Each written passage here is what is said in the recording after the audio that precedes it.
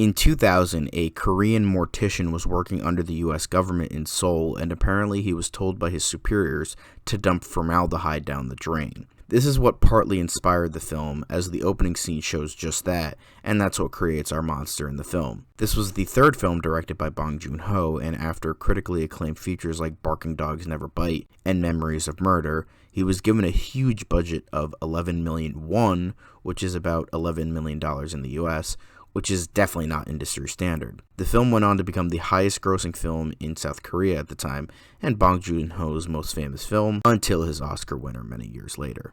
This was a movie that I didn't realize was very different from what I thought it was going to be. I expected a run-of-the-mill creature feature with some good ideas, some good character moments, and a good monster. However, what I got was more about a father trying to find his daughter with the help of his brother, sister, and father. And with that, it was pretty good.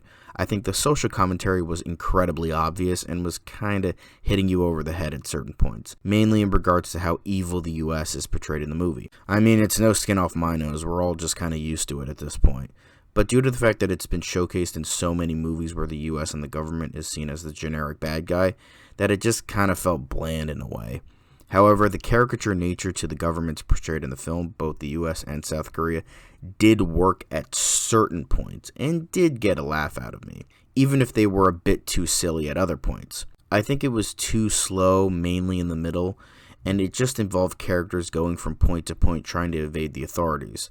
While this could have worked with a possibly tighter script, here it just felt slow and boring.